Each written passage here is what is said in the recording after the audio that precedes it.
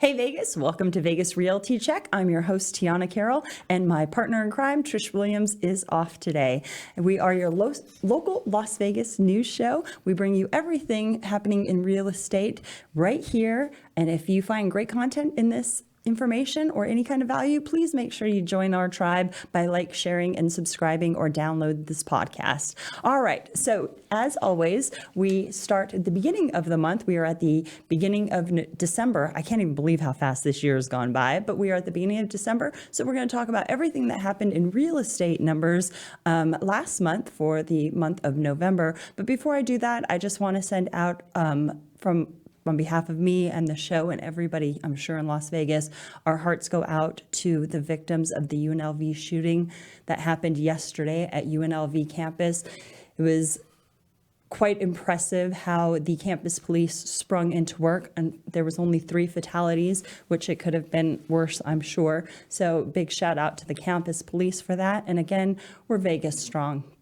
Our hearts go out to your families. All right. So that is somber, but on a different note, we're going to get back into real estate. And today we have a special guest with us. We have Rodrigo Tipacti. Bring up that name so I can see this. Worries. Rodrigo Tipacti. Mm-hmm. And so I know you, Rod. I never call you Mr. Tipacti, though, but I'm going to call you Rodrigo. For the fairness of the show. You are actually on John McNamara's team. We had John here a few weeks ago. Yeah, well, I saw that. Months. That was very exciting. Yeah, very it was video. Very cool. So at the beginning of the beginning of December, we're going to talk about those Novembers. So you have all the statistics for that. Yes. Before I get into that, though, I do want to talk about just last week. And every week we go over what those numbers look like here. Last week we had 4,058 single-family homes that were available for sale. That's not including townhomes or anything. That's just our single family home inventory last week. Last week, we sold 372 homes in the Valley. That number's down a little bit. And we had 417 price decreases that happened last week. So I did go onto the MLS and pull up those numbers for those price decreases. And for the most part, they're very, very minimal, maybe 1.5%. Some go to 2%. I don't know if you know this, but there's a house on Witchcraft, and it's $22 million. Oh, wow. They had a big price decrease. Yeah. They went from $23.5 million to $22 million, so a 6.38% decrease there. So but that's one of the biggest ones. That one and another house came to terms with the fact where our market's at and lowered a whopping 10%, which was the biggest drop in the Valley. But when I ran the comps on that one, it is now sitting where it's supposed to be. So that's the story with that. All right, Rod, before we get into these numbers and talk about what's going on in Vegas, tell us a little bit about yourself. Of course. Yeah. Well, first of all, thank you for having me here. Hey, I'm very excited to be here. A little bit about myself. I grew up here, originally from South America. I'm from Lima, Peru. Moved out here when I was about 9 years old. So I do, went to elementary school, middle school, high school out here. So I do consider myself a local. Ooh. All right. So Vegas local with Peruvian backgrounds. Where's the best Peruvian restaurant in town? Lima Limon, right off of Decatur and Charleston. So that's legit. Oh, legit. Best spot. Yeah. It gets really busy too. So make sure you have nice timing to, maybe you have to wait and whatnot. But that's okay. You could probably have a beverage at the bar. See, that's the thing. It's a small mom and pop shop. So, they don't even have a bar, but they do have a Peruvian beer that they serve, but no bar. Yeah, no liquor. Sorry, guys. Cool. So what got you into real estate in Las Vegas?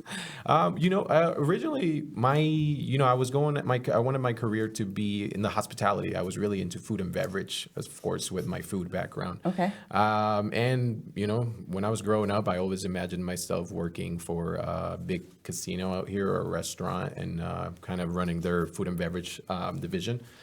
And eventually I wanted to create, a culture and a business for myself rather than for someone else. So that's where I started to, get intrigued by the real estate. I wanted to run my own business. Yeah, and you just had a milestone in real estate, didn't you?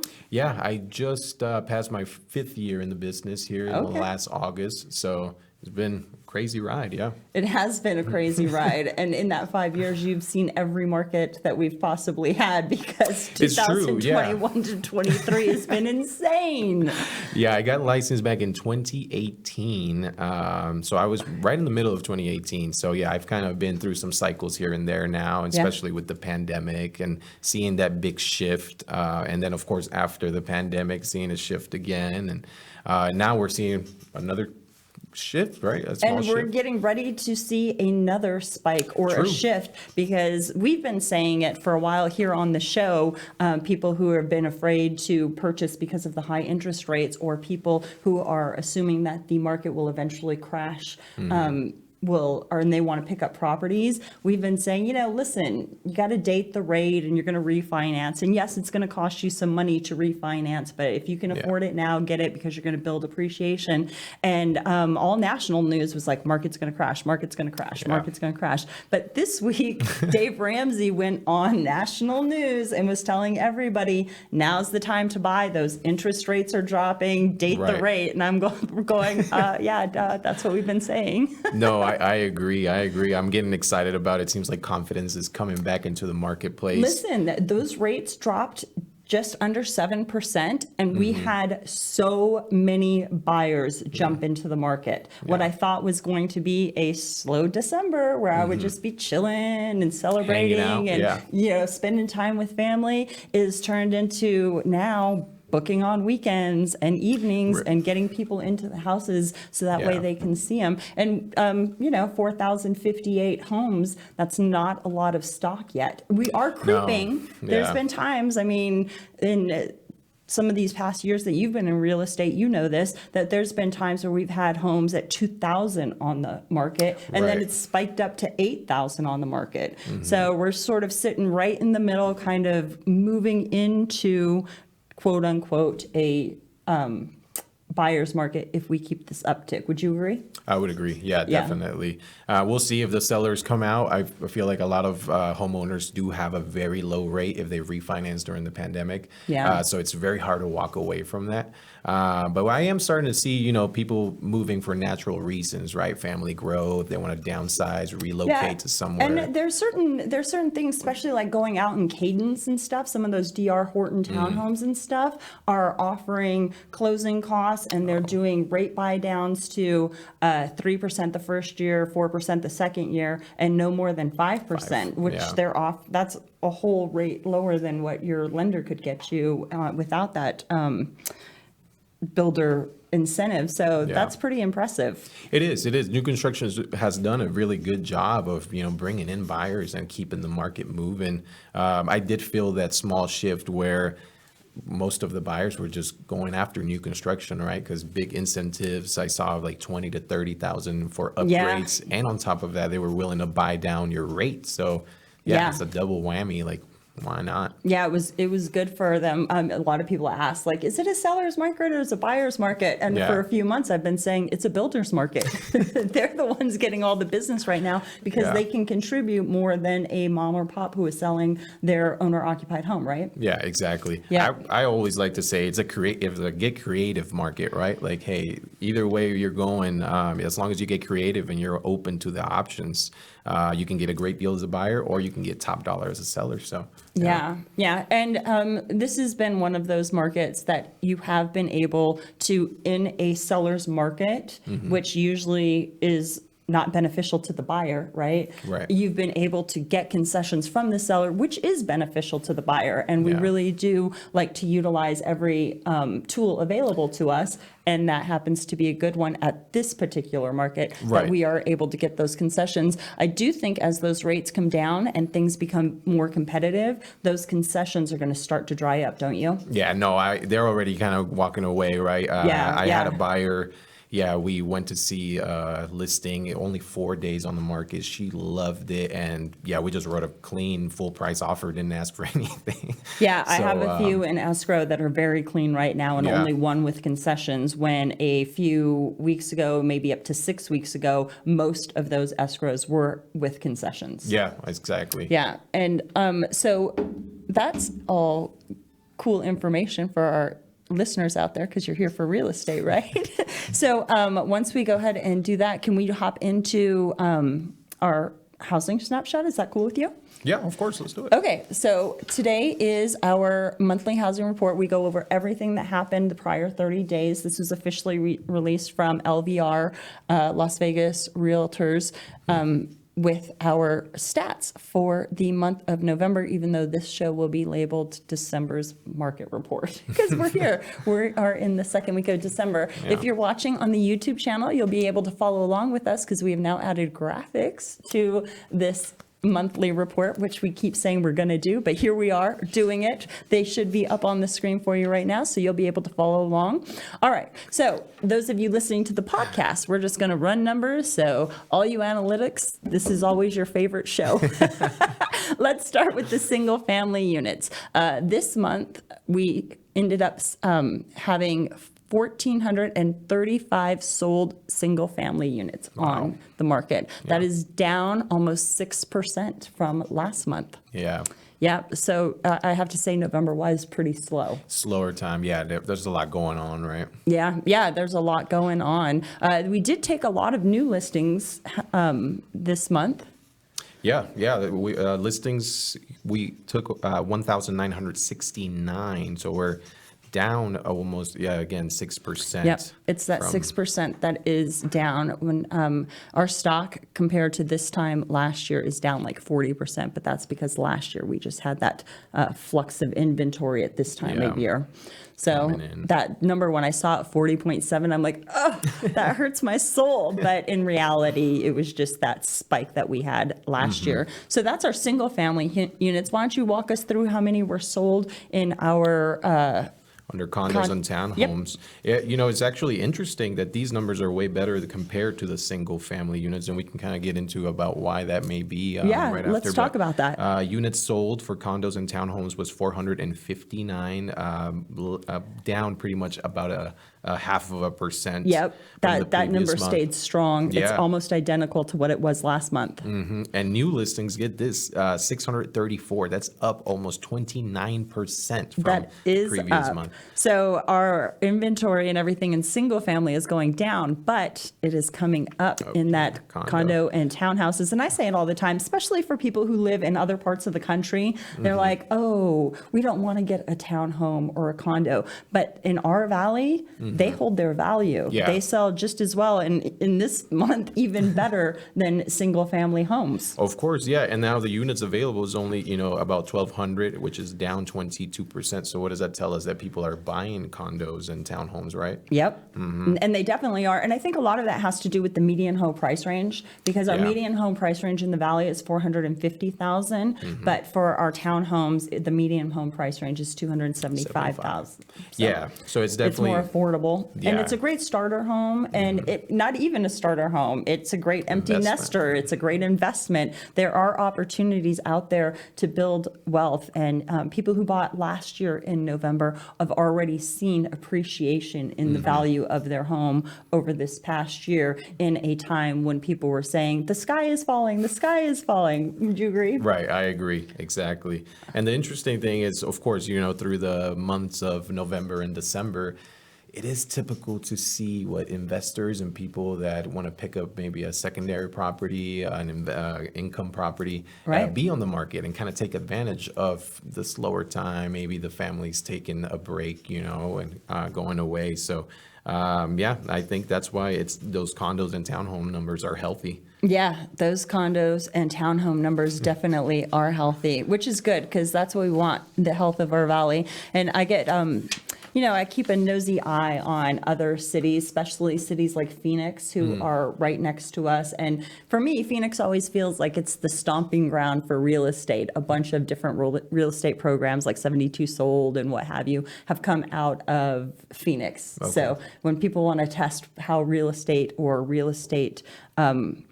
formats are going to go, they usually start there. And we seem to be staying a bit stronger than Phoenix. So, Oh, nice. Okay. That's exciting. I do like that.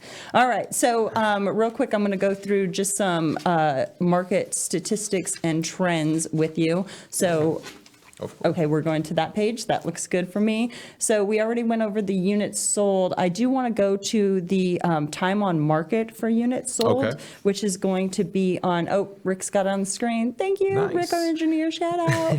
He's got it up for us. So time on market sold, if we go November of 23, about 0 to 30 days for most of the properties. They've, if they're on the market 0 to 30 days, 65.5% go. And that's pretty similar to last month. It was all quick. 31 to 60 days was about 17.5%. 61 to 90 days on market was 8.8%. And then we get up to the 91 to 120 days at 4.4. And anything over that is about 4% just staying on the market longer than they need to. That's a good number from 0 to 30 days. Do you think Well, that just means we are moving fast. we're moving fast? Do you think that's because we're coming to the end of the year and people just want to price aggressively? Well, no, because in 2020, we had all of those homes on the market. 2022, I said 2020. Don't mind my blonde brain. All right, so in November of 2022 versus November of 2023, homes were on the market for about 47% of them, that 1 to 30 days. And now that 1 to 30 days is 65.5. So they are moving now faster than they were moving back then. Year. Oh, wow, Yeah. okay. Yeah, Great. no, they're moving. They're moving. Yeah, we've already gained, so that's pretty impressive. And then, let's see, anything else on the market trends that you think is notable that you want to talk about? Because effectively, our monthly availability is about 3 months. 3 months So worth we of- expect that 3 months of inventory that is happening. Like we said, the time on market is quick. The average home is selling between 1 and 30 days. And we've had similar closings. Our median home price range is about the same. So going back to that 3-month inventory, what would you say it's a regular or average market inventory? More of like 9 to 10 months worth? Oh, no, if you had 9 to 10 months worth of inventory, you are 100% in a buyer's market. Yeah, so we like to say about anything under 4,000 is seller's market. Around 4,000 to 5,000, that's pretty balanced. You get up Right. 6,000, 7,000 on the market, then you're moving into a buyer's market. There's a lot of inventory for people to choose from. And Yeah. you work with buyers and sellers. Correct. And sometimes it's a hindrance to have too many options for some buyers. True. We want to keep them limited and make a decision fast, right? Before motivation changes or, before something Or comes the up. houses are gone. Yeah, and they get discouraged. So it's, Especially, I see it with first-time home buyers, right? That they get so overwhelmed with so many opportunities, and it's hard for them to wrap their head around the actual process of buying. So I think a bit of the fear keeps them like a stalemate. Yeah, they can't make a decision. Right, they don't want to make a decision and stuff. And that's when a realtor is going to come in and be like, hey, listen. Educate them. Yeah, educate them. So what do you say to buyers, that, especially if they're a first-time home buyer and they're fearful of pulling that trigger? And we are in this sort of balanced market where they can get concessions. How do you handle those? Yeah, it's definitely an easier market. I remind them of what was going on shortly after the pandemic, where people were over-offering, pretty much fighting. I had buyers that were writing offers before even seeing the home, right? It was that aggressively. So now it's actually a great time to be a first-time buyer. There's a lot, there's a lot to learn. There's a lot of moving parts going on in the market. We went from, maybe 5 to 6% rates all the way up to 8. So what does that do for you? How does that take away your purchasing power? So educating them on that, but it's just a great investment. With first-time buyers, I always remind them like, hey, what are you doing now? And they're most likely renting.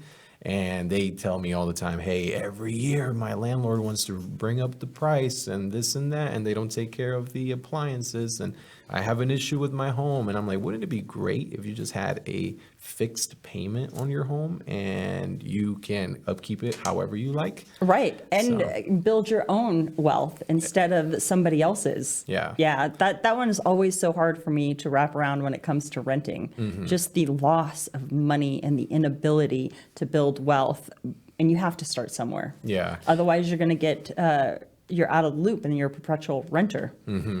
And a lot of them seem overwhelmed. This is a thought that comes up with first-time buyers often. Is like, hey, Rodrigo, I might not stay in Vegas for a long time. And I think it overwhelms when you tell them, oh, you simply sell. It kind of overwhelms them. So I like to remind them, like, hey, Vegas is top 5 destinations in the world or in the nation. So there's so much stuff going on, right? It's always going to be a great investment for the future. Yeah. So Vegas hits at number 1 on a lot of lists. Sometimes they're positive, sometimes they're negative. But this week we made it onto a national list where we are the number 1 funnest city in yes, we are. the world. And I was like, that's right. Yes, Yeah. I would agree 1,000%. That was great. I was like, really? We're fun? Nah, this is just day to day for us. Yeah, this is normal. This is how we do. This is how we roll. It's true. And that's also important to remind clients, right? Like, hey, just try to have fun with the process, not take it too seriously at the same time. Yeah, because it can become overwhelming and emotional to Yes. purchase. It's also overwhelming and emotional to sell. You also work with sellers. Matter of fact, you're a prospect-based business, right? Yes, most of my business, I target withdrawn and expired listings that are coming off the market. Those are highly emotional people. Very, very highly emotional people. Yes, considering that they've already gone through, a process with a previous agent that didn't work out for them for, Right. Any reason. Now it's gaining that trust again. Letting them know, hey, if we do this right, you can get the results that you want. It a lot of times leads to very, out of the ordinary transactions. They're not the prettiest, but hey, that's get where the job done. Yes, that they get the job done. Yeah. No, I think that especially if people have been on the market and like you said, they have had an issue with another agent maybe, and there's a whole bunch of issues, right, that could have happened. So we don't care what those issues are. You just want to be able to work with the right person for you. Right. Because whoever's going to work with me might be very different than the type of client that would True. work with you. So it is getting in there and helping them understand, the market we're in, educating them on what's going on, and then helping manage those expectations through that transaction. Yeah, I agree. Making them feel comfortable, right? And them knowing that you're in their corner to get things done. Okay. And so I already know that, I already know your team very, very well. Yeah. I started out. Shout out to the Mac team. Shout out to Mac team. So can you give us some insights on that current culture of your team? Because you are a prospecting-based business. You do deal with highly emotional people. And how do you keep the camaraderie and everything in the team going? That's a great question. Yeah, we do a lot outside of the business, right, to keep our energy up, spirituality, health, working out. We try to do as much volunteering events that we can do. So outside of the office, we do a lot of I would say taking care of ourselves, right? And we all hold each other accountable. Hey, have you been exercising? Have you been eating right? How's your energy? Do you need to talk about something? I find myself having all of our team members as my therapist.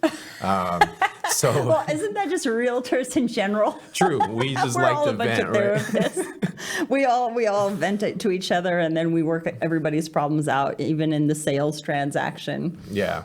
So one of the best things about our team and that we do that I really enjoy is we read a book, and then we have kind of like a book meeting every single week, where it's actually our team meeting, but we also discuss the current book that we're reading. And usually it could be about, self-growth. It could be about business. It could be about tools to use to how to influence people. So that really, really sets the culture, sets the tone, amongst us, because we know our expectations, right? And we set goals, and hey, you said you wanted to do this, so I'm going to hold you accountable. And, that to me is probably the best team aspect, like accountability. All right. Yeah. I like that. And I know John well. He will keep you accountable. Yes, he will. So can I get a little personal with you for a minute? Yeah, sure. Because I've known you for many years, and I've known the Mac team for many years. And I know that you started on the Mac team, but then you left as a single solo agent, and then you came back. So tell me that story. Originally when I first got in the business, I was introduced to John McNamara, which is our team leader. And after getting licensed, I dove right in. I liked the guy. I liked the team. At the time, a good buddy of mine, Dylan Wolf, was also on the team, and he was the one really motivating and pulling me in. Like, hey, get licensed. It's fun. Like, come meet our team. So that's really how I went about. And my first year in the business, I joined John's team. And he was very direct from the right away, told me exactly what to do. He's like, as long as you take action, you're going to see results. So I started taking action, and my business was just growing, flourishing. And I kind of got my ego the best of me. And I've seen it happen once or twice. It's so easy when you join a team and you've got direction and mentorship to grow a business. Right. The ego takes over and then you bail. And then you bail. Yeah. Tell me about that. How was that? Well, everything starts going so well, right? And you have listings and you're doing well and you feel on top of the world. So then, you wonder like, oh, why do I need all of this, right? I could just do this on my own, save money, win more. But little did I know is that that saving money ended up being all of the money went away, right? Yeah, there's no saving it when it disappears. Yeah. So, at first, I definitely let my ego get the best of me. I decided to try it on my own. And I do think every agent does need to try it on their own and with a team first, just to compare. Well, I think for education purposes, can I just jump right in before we go to the end of how you full circled back around? Because I see agents who join a team and then they're so lucky to already have an admin and a TC in place that they don't have to do that. And I think that's really a disservice. I think the agent should at least TC their files in the beginning and know how that runs. And they should make all of the necessary steps so they can be a full, well-rounded agent. Yeah. Kind of humbles you, right, when you walk away from the team, because you don't appreciate all those things like you mentioned, right? Right. The TC, the assistance help, having someone you can just ask having systems in to. place, and that too. Yeah. Those are very important things. So you bailed, you went out on your own. Went out on my own for about almost a year. I remember. Did like 2 deals. Hard to eat on 2 deals. Oh, yeah. Probably my second year in the business. So it was a rough year. And right before the pandemic or around the pandemic time was when, and it's funny, at the time, my friends and family would ask, they knew what was going on in my business. And they're like, why don't you just talk to John and get back on the team? And, and I never really gave it an idea, but everybody around me was supporting it, and they saw the difference. They saw the shift from when I was on the team to compared to when I was not. So, I'm glad I was able to listen and take their advice, and I'm glad John welcomed me with open arms. And he's a good dude. No, he's a great dude. Yeah, ever since then, been back on the team. We've been crushing it. We've been growing the team. We're doing a lot of exciting things. So what's next for you then? Ooh, that's a good question. Eventually I'd like to grow a team within the team with John. Maybe something that fits me more, maybe more of a buyer's agent that works with me. Hopefully have a couple buyer's agents, enough deals for that. And I would really just like to focus on the listing side of things, right? Taking the listings, negotiating, and just kind of moving those along. And kind of growing the team within the team. I think that would be what's next. All right. Those are good goals. I'm sure John is happy to have you back because you're thriving over there yet again. Yes. I hear the whole team is, so yay, you guys. Shout out to the team once again. Yeah, we're all crushing it, and we're ready for 2024. Nice. Yeah, I'm ready for 2024 too. I can't even believe 2023 is almost gone. Yeah. I mean, we are here on December 7th, 2023. It's crazy. That is insanity that this year has flown by faster than last year and the year before, and it's all madness and chaos. All right. It really is. So, Rodrigo, you have been very, very helpful. If anybody out there says, hey, I like that guy and the way he thinks and talks, I'd like to get a hold of him and talk real estate, how would they go about doing that? Well, my number is up right now. You can reach me directly. That's my cell phone, 702-336-2382. And I'm also on social medias, mainly on Instagram. So Rodrigo Tipacti, LV on Instagram. If you guys want to give me a follow, reach out anytime. Yeah, and that would be some, especially if somebody wants to talk about a listing. If you have an expired listing and you're frustrated with the system, that's pretty much where your specialty lied for a long time. Correct, You'd be yeah. able to really help and assist those people. Well, I think that wraps it up. Anything else you want to finish off before we sign off? No, Anything thank you people again. should know? Well, you're welcome. Hopefully my mom was watching, so shout out to my mother. She better be watching. But besides that, no, thank you for having me. Yeah. Hey, you're very, very welcome. And again, Las Vegas, if you found any value in this, make sure you like, share, and subscribe to the channel so that you don't miss out on anything. And if you are in the podcast, go ahead and download. My name's Tiana Carroll. If you want to talk real estate with me, you can give me a call at 702-379-9948. We are here every Thursday to keep you apprised of what's going on in Vegas. So until next Thursday, have a great week, Vegas. Bye. Peace.